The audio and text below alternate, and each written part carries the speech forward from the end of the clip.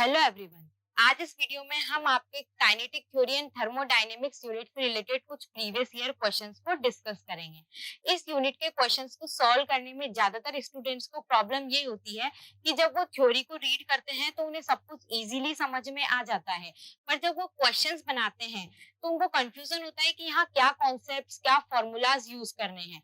उसका major reason यही है कि इस यूनिट से रिलेटेड बेसिक पार्ट को most of the student skip कर देते हैं, जो कि बहुत गलत है, क्योंकि इस यूनिट से रिलेटेड जो क्वेश्चंस होते हैं उनमें क्वेश्चन में ही हमें कुछ इंफॉर्मेशन दी हुई होती है जिनको देखकर हमें इन क्वेश्चंस को सॉल्व करना होता है।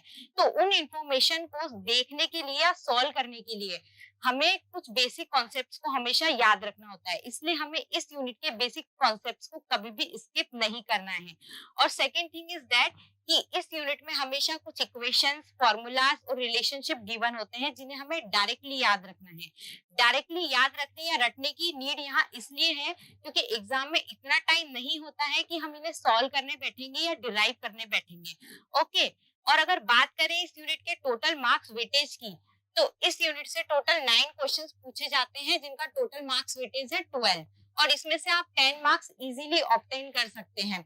और इनका जो डिफिकल्टी लेवल होता है वो most of the time easy होता है, और सम टाइम्स थोड़े से कॉन्सेप्चुअल क्वेश्चन पूछ लिए जाते हैं, उनका भी डिफिकल्टी लेवल कुछ इतना ज्यादा नहीं होता है।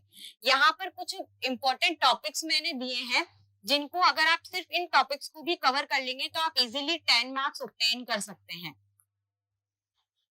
ओके, इसमें कुछ इंपॉर्टेंट टॉपिक है: TS diagram, non ideal gas equation, degree of freedom, thermodynamic potentials and relations, PV diagram, Clausius, Clapeyron equations, और इसके साथ हमें फेज ट्रांजिशन भी इंपॉर्टेंट है, उसको भी पढ़ना होगा। फेज ट्रांजिशन, इससे भी डायरेक्टली क्वेश्चन पूछा जाता है, और इससे जो क्वेश्चन पूछा जाता है उसका लेवल भी बहुत इजी होता है, तो इसे भी मिस नहीं करना है। इसके अलावा है Carnot engine, entropy, phase transition and black body. Okay, तो ये सारे टॉपिक्स हैं जो बहुत इजी हैं, बट हमें इन्हें ध्यान से पढ़ना है और सारे बेसिक कॉन्सेप्ट्स को ध्यान से याद रखना है। So let's move towards the questions. So the question is a diatomic gas undergoes adiabatic expansion. तो पहले तो गैस कैसी है? डायटोमिक। जो भी हमें क्लू यहाँ से मिलता जाएगा हम उसको अंडरलाइन करते जाएंगे। Diatomic gas undergoes adiabatic expansion, यहाँ प्रोसेस कैसा है? Adiabatic. Against the piston of a cylinder, as a result the temperature of the gas drops from 1150 kelvin to 400 kelvin. The number of moles of the gas required to obtain 2000 joule of work from the expansion is. Okay, तो यहाँ पे simply क्या करना है, हमें number of moles calculate करने हैं, work done हमें दिया हुआ है, टेम्परेचर डिफरेंस भी हमें दिया हुआ है। तो फर्स्ट थिंग जो हमें यहाँ गिवन है वो है डायटोमिक गैस। तो सबसे पहले डायटोमिक गैस के लिए अगर हम डिग्री ऑफ फ्रीडम लिखेंगे तो इसके लिए कितना होगा? डायटोमिक के लिए 2 मॉलिक्यूल्स, तो ये हो जाएगा 3 into 2 यानी कि 6। इसके लिए डिग्री ऑफ फ्रीडम हो जाएगा 6। ठीक है, अब 6 डिग्री ऑफ फ्रीडम में हम जानते हैं 3 तो हो जाएंगे translational degree of freedom,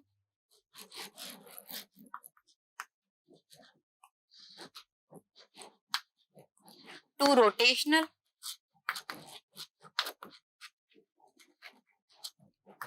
and 1 is vibrational degree of freedom.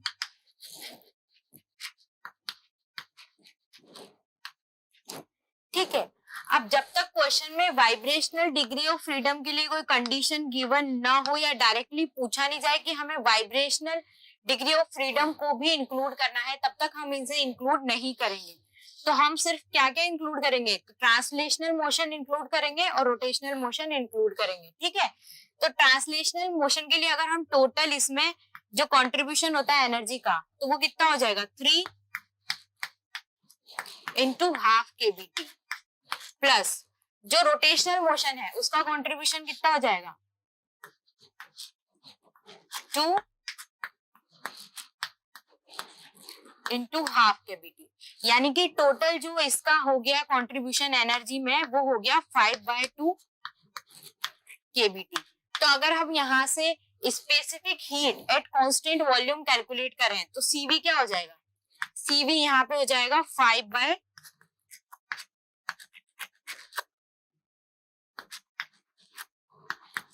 Bye 2 kb।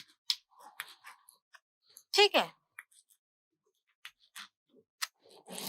Similarly अब हमारे पास CV आ गया, तो अगर हमें specific heat at constant pressure जो कि होती है CP कैलकुलेट करनी है, तो वो क्या हो जाएगा CV plus R, sorry it's not KB, it's R।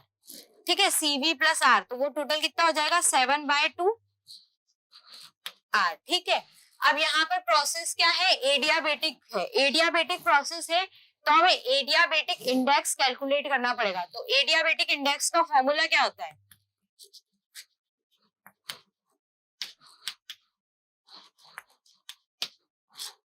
Adiabatic index को गामा से इंडिकेट करते हैं और इसका फॉर्मूला होता है ratio of specific heat at constant pressure and specific heat at constant volume.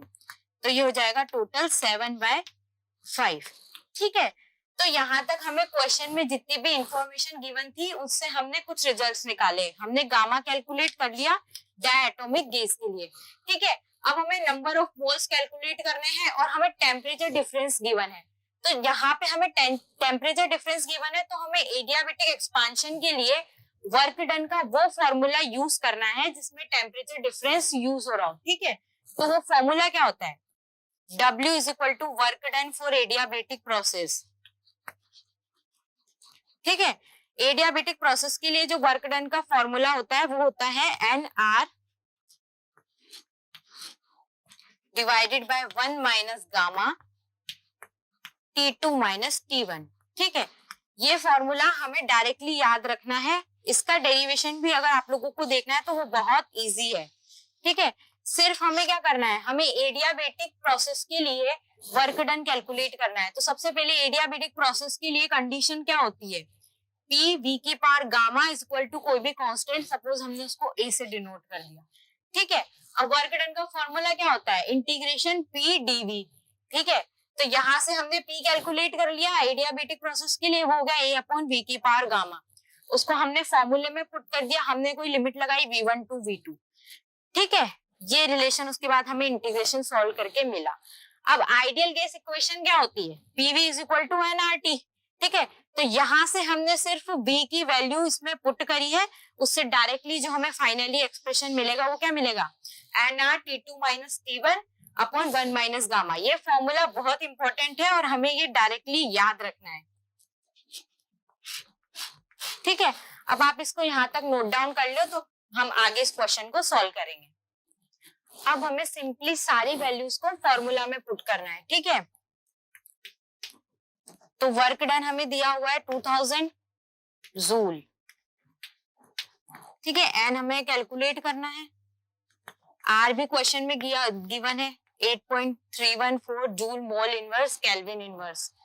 Gamma अभी हमने कैलकुलेट किया, कितना है 7/5 और T2 माइनस T1 तो 1150 माइनस 400। ठीक है, इन सारी क्वांटिटीज को जब हम एक साइड ले जाके कैलकुलेट करेंगे तो हमारा आंसर आएगा 0.14 के अराउंड। ठीक है, तो सिंपली हमने सिर्फ जो गिवन इंफॉर्मेशन है क्वेश्चंस में उनका यूज किया है, उनको फॉर्मूले में पुट किया है। तो हमें बस ये आइडेंटिफाई करना है कि हमें क्वेश्चन में क्या गिवन है और उसके अकॉर्डिंग हम क्या फॉर्मूला यहाँ पे यूज कर सकते हैं। Now let's move towards the next question. तो जो हमारा नेक्स्ट क्वेश्चन है वो है regarding phase transition. Okay, so the question is in this given phase diagram for a phase substance reasons first second third fourth respectively represent। तो हमें यहाँ पे एक फेज ट्रांजिशन का डायग्राम गिवन है और हमें जो ये रीजन गिवन है इनके रिगार्डिंग हमें बताने हैं कि ये रीजन क्या क्या है। अब हमें यहाँ डायग्राम में बस एक ही हिंट दिया हुआ है, दैट इज हमें क्रिटिकल पॉइंट की जो लोकेशन है वो हमें गिवन है। तो उसी से हमें आइडिया लगाना है कि ये सारी जो रीजंस है इनके अंदर क्या फेज होगी। ठीक है, तो मैं आपको एक जनरलाइज्ड जो हमारा फेज ट्रांजिशन डायग्राम है उसको एक्सप्लेन करूंगी। आपको हमेशा कोई भी एक जनरलाइज्ड फेज ट्रांजिशन डायग्राम हमेशा अपने दिमाग में रखना है और उसी के रिगार्डिंग सारे क्वेश्चन चाहे कैसा भी ओरिएंटेशन एग्जाम में आ जाए इसी से सॉल्व करना है। ठीक है, तो फेज ट्रांजिशन बेसिकली क्या होता है, फेज ट्रांजिशन में क्या होता है, किसी पर्टिकुलर अमाउंट ऑफ सब्सटेंस की फेज का ट्रांसमिशन होता है। दैट मीन्स कोई भी अमाउंट किसी एक पर्टिकुलर फेज में है तो उसका ट्रांजिशन किसी दूसरे फेज में, like liquid to solid, solid to gas, okay, तो उसको हम फेज ट्रांजिशन बोलते हैं। अब फेज ट्रांजिशन डायग्राम में हमें 3 इक्विलिब्रियम लाइंस मिलती है, ठीक है।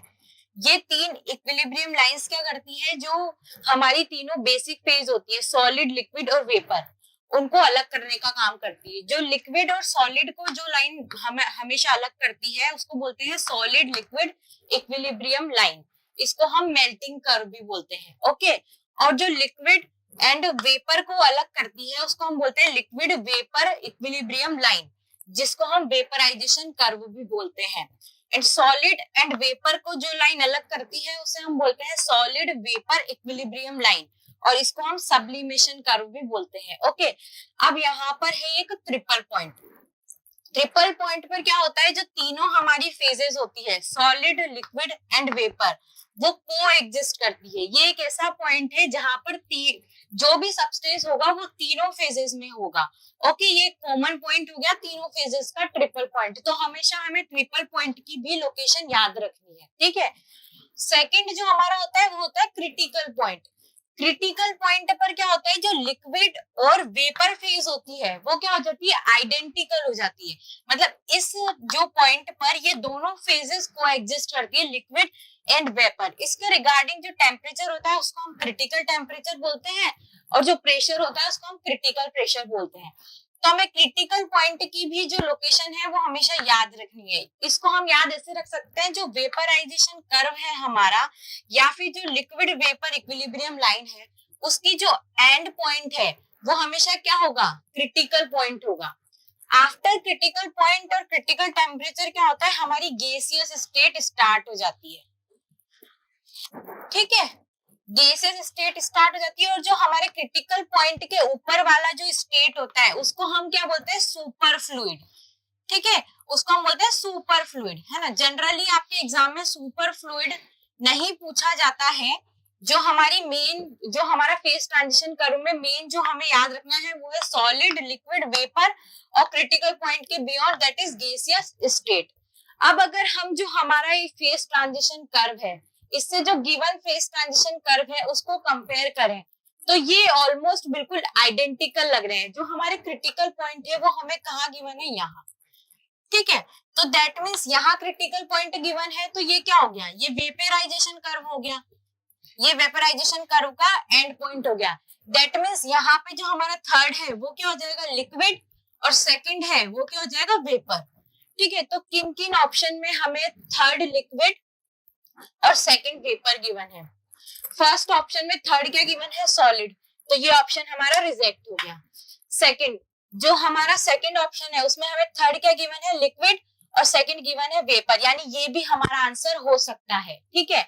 जो सी ऑप्शन है उसमें क्या है, उसमें भी सेकंड में लिक्विड गिवन है, ठीक है, तो ये भी हमारा ऑप्शन नहीं हो सकता।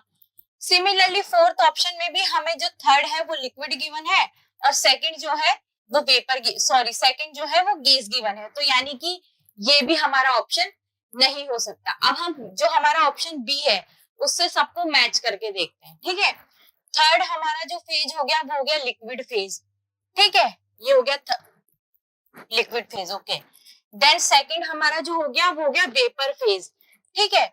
जो हमारा फर्स्ट है, फर्स्ट किसके बियॉन्ड है, क्रिटिकल पॉइंट के बियॉन्ड है, क्रिटिकल पॉइंट के बियॉन्ड है, दैट मींस यहाँ पर क्या हो जाएगा, गैसियस स्टेट होना चाहिए। तो फर्स्ट में गैसियस स्टेट गिवन है, ओके, फर्स्ट में गैसियस स्टेट गिवन है, तो ये भी हमारा करेक्ट हो गया। अब यहाँ पर जो फोर्थ जो हमारा रीजन है वो सॉलिड होना चाहिए, तो फोर्थ रीजन अगर हम यहाँ से मैच करें तो क्या है, सॉलिड है, दैट मींस हमारा फोर्थ रीजन क्या हो गया, सॉलिड हो गया।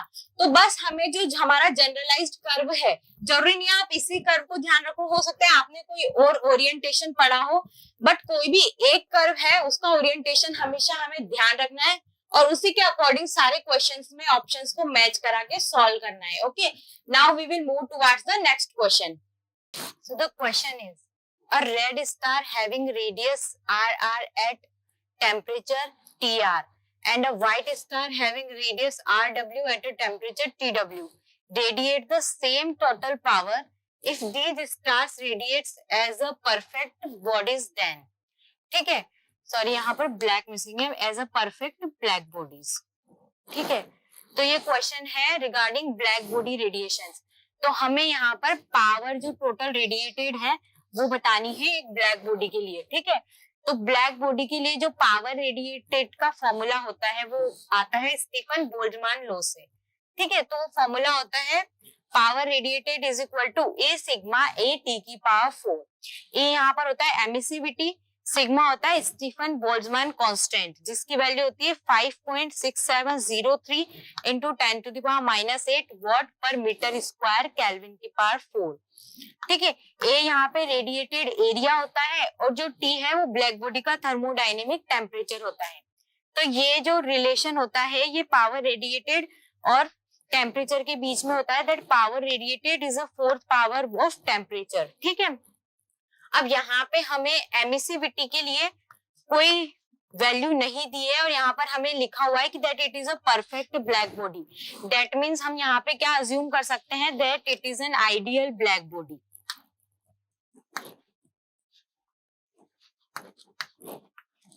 उस कंडीशन में हम एमिसिविटी की वैल्यू क्या ले सकते हैं, 1। ठीक है, तो यहाँ पे हमें एमिसिविटी की वैल्यू 1 लेनी है। ठीक है, अब ये है कि a star a red star having radius, तो हमें दोनों स्टार्स के लिए रेडियस और टेम्परेचर गिवन है। ठीक है, हमें पावर रेडिएटेड बतानी है, तो दोनों के लिए पावर रेडिएटेड जो होगी वो इक्वल होगी। तो सपोज हम इन स्टार्स को एक स्फेरिकल शेप में अज्यूम करते हैं, that stars are spherical.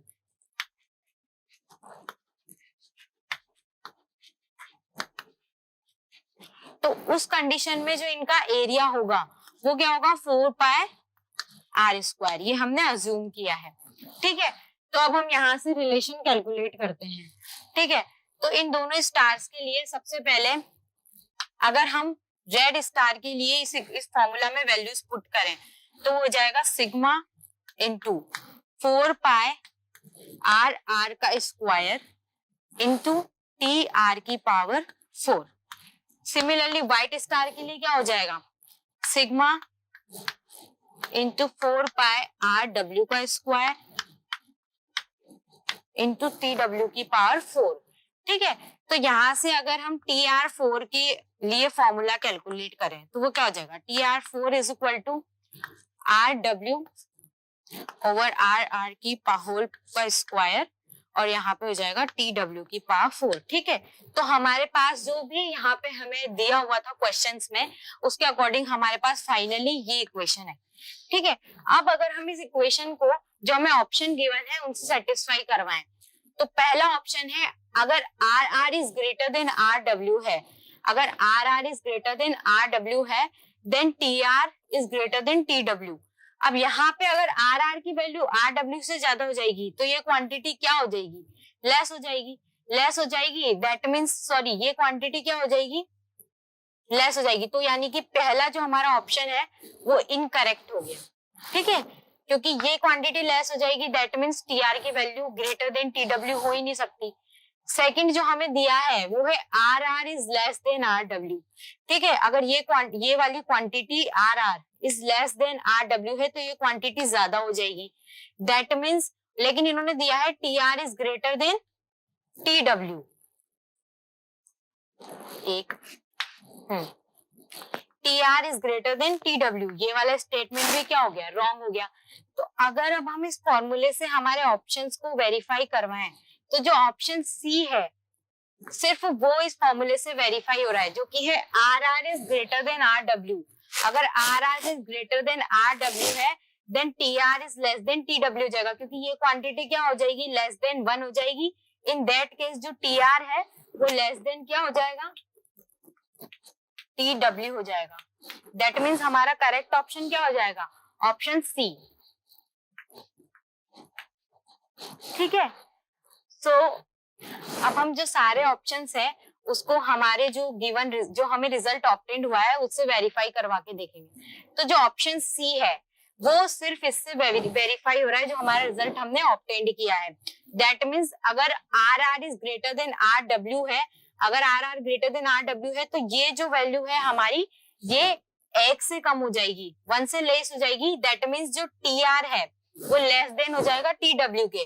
TR is less than TW when RR is greater than RW। तो हमारा करेक्ट ऑप्शन यहाँ से क्या हो जाएगा, ऑप्शन सी। ओके, सो इस तरह से बस डायरेक्टली हमें यहाँ पे सही फॉर्मूला का यूज करके हमारे आंसर को कैलकुलेट करना है। आई होप ये वीडियो आपके लिए हेल्पफुल रहेगा। Thank you.